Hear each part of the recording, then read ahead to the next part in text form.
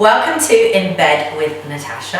I have a very special guest here with me today, Jake Rosenberg from the Coveteur. Welcome to my, it's actually my bed. Welcome to my bed. It actually is mine. Thank you for having me in your bed. How are you? You're welcome. I'm sure a lot of girls are really jealous right now, so well, I'm kind of like killing this moment. Thank you. So you're here in Milan for a couple of days. I am. And you're here for the Pirelli calendar openings. So. I am, yeah. Pirelli is launching their 2015 calendar, shot by Stephen Meisel, so they invited me down here to speak with some of the models, shoot a little bit of content, go to the gala, go to the opening exhibition, and kind of just have that calendar experience with them. That sounds really hard work.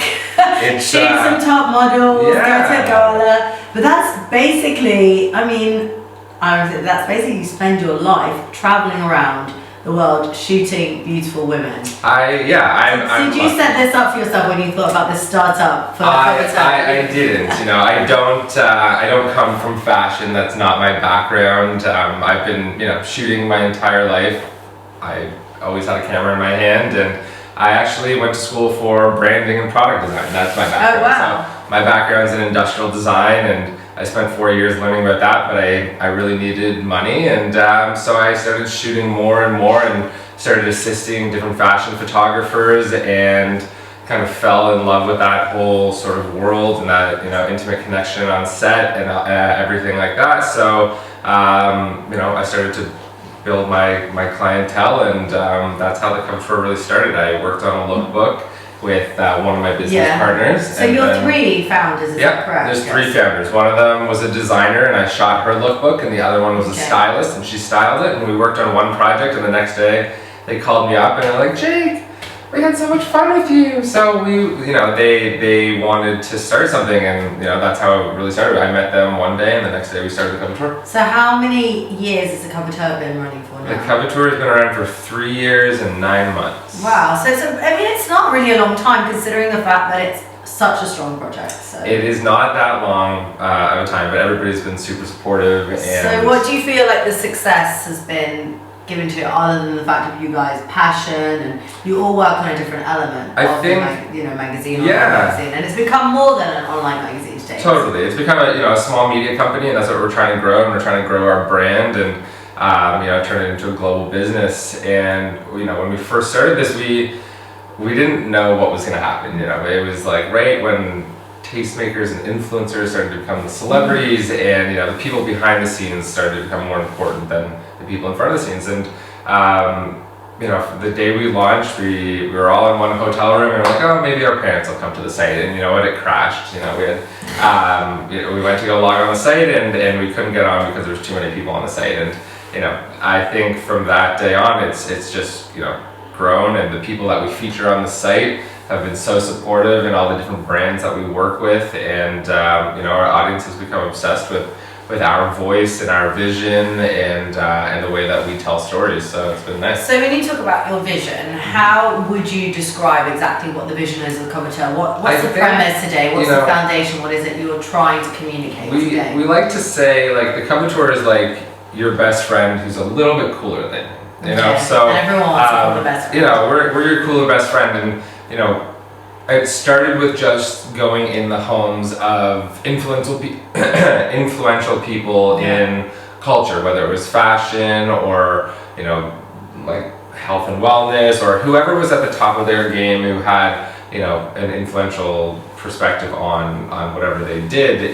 But they were also good-looking people. They weren't just. There's some good-looking people. Underline that, yeah, definitely. It's a wide range of people. It's everybody from Jessica Alba to the guy in the East Village who does piercings for all of the cool kids in New York, right? The trendsetters, you have to say anyway. And building that that Coveteur family, this community of influential people, has been so great, and because it is such a diverse group of people, it's become this sort of like exclusive little community that people really want to be a part of, brands want to be a part of, but they all support each other and they all support us, which makes it so great. So essentially, what your main job is today, and did you cut this role out for yourself? You spend your life traveling around the world. I do. I spend each week in a new city, and I'm on a plane twice a week, every week.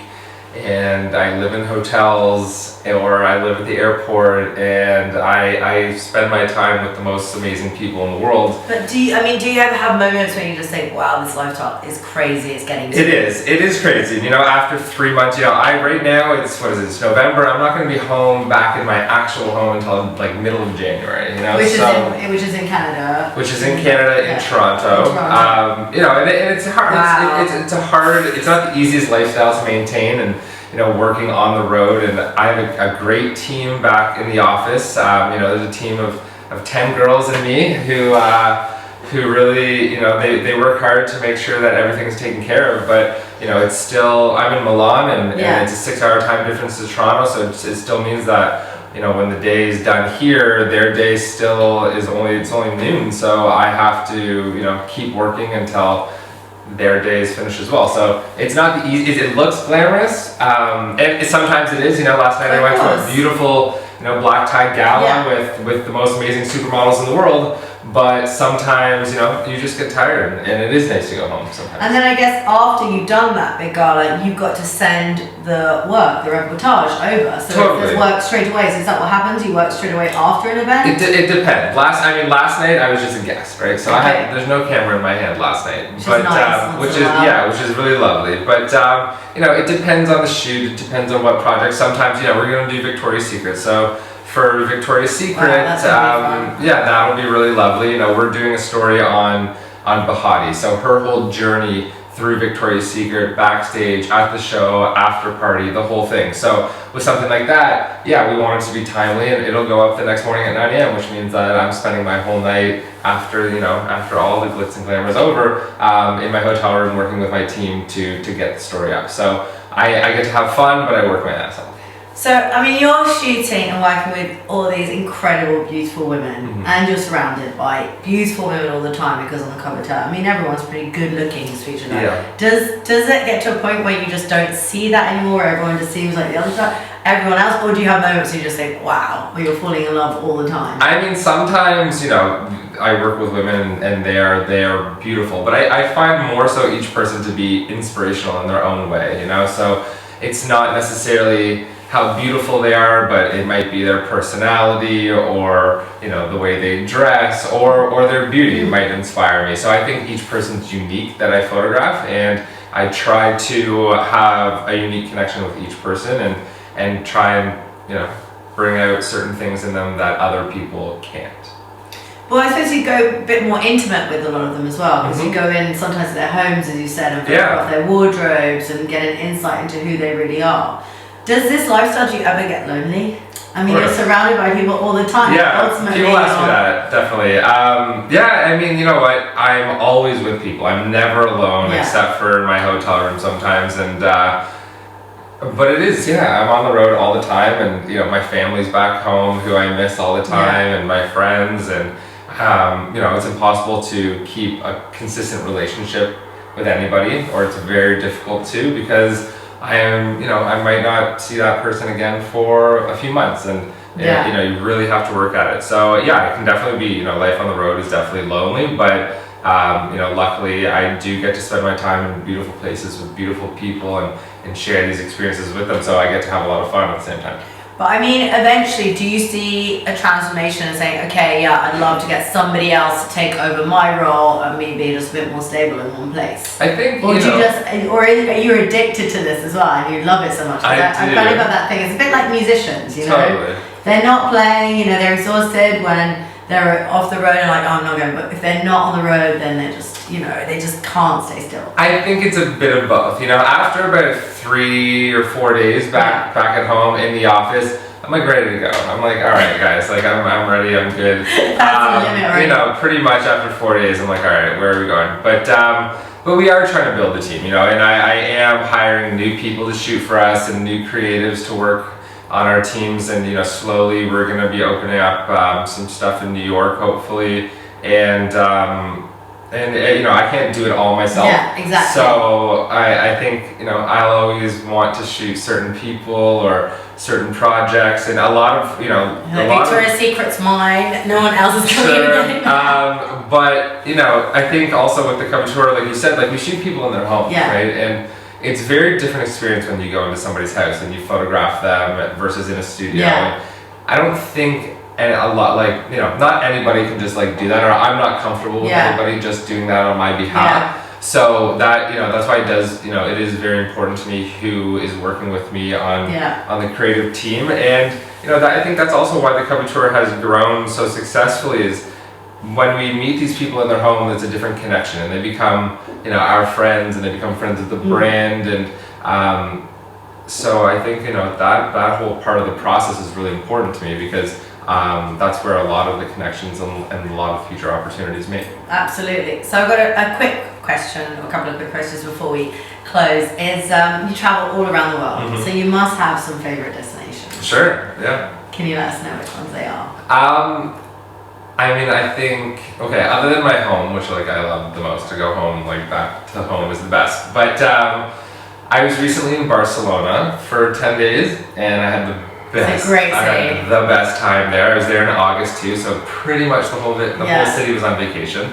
And they're staying like that all year round. I feel like they are. I was staying on the beach. W Hotels is one of my clients, and I was out there shooting with them and the CFDA, and just basically my job was to experience Barcelona and what it has to offer, and I had the best time there, so I recommend going out to Barcelona in the summertime. It's amazing. And the W Hotel. Actually, you know, I was there during Sona, which is the electronic music festival. Yeah, sure. And they have great parties up at the W Hotel as well, so it's super fun. It was really fun, and I mean, the city's beautiful, the women are beautiful, the parties are great, the food's delicious. So what do you want? Yeah, exactly. Where else have I been that was just amazing? I get to go to. I went to St. Bart's. St. Bart's was pretty How was that? So it's as spectacular. amazing as it's supposed to be. It is. It's beautiful. You know, I was out there shooting, and it's a paradise to shoot in. And I had I was staying in this amazing villa, and I was out there with some friends, and it was that was fantastic. I also was in Dubai recently. Yeah, well, how was that? Dubai was crazy. It was amazing. We were out there for one of our clients. Is a store called Sauce, and Sauce is kind of, it's the cool store in Dubai. And so we were out there hosting their 10-year anniversary party, which was an all-white party in the middle of the largest rare flower garden in the world. And so that was amazing. And while we were out there, we met with some princesses who are a very big fan of our site. And so we ended up going back to Dubai 10 days later, on behalf of the princesses, to work with them. And wow, that was an interesting experience. So that was amazing. And it was during the Chanel, cruise show. And Chanel was our first client ever. So to be out there in Dubai, going to the Chanel show and kind of experiencing Dubai from a royalty level was amazing. That was definitely an experience, and I recommend Dubai to everybody. So in terms of airlines, do you have airlines that you want to fly with all the time, or you want to avoid? Especially I'm thinking about all that plane food that you have to eat. You know what? I'm not used to plane food, but I drink on the plane and then I go to sleep. But I fly Air Canada whenever I can, just because I'm like a loyal Canadian boy. Makes you feel closer to home. Yes. I'm like that with British Airways. Yeah, exactly. BA is good, but Emirates is great. The service level is amazing. Food's great, but the time on the airplane for me is like my only time to kind of shut off. I don't work on the plane. I don't take my laptop out. I watch a movie. I have a Black Label, and then I go to bed. Perfect. Great. Sounds great. Thanks so much for being here today. Thank you for having me in your bed. Yeah, well, I can't wait to stay up. But thanks a lot. Okay, see you soon. Bye. Bye.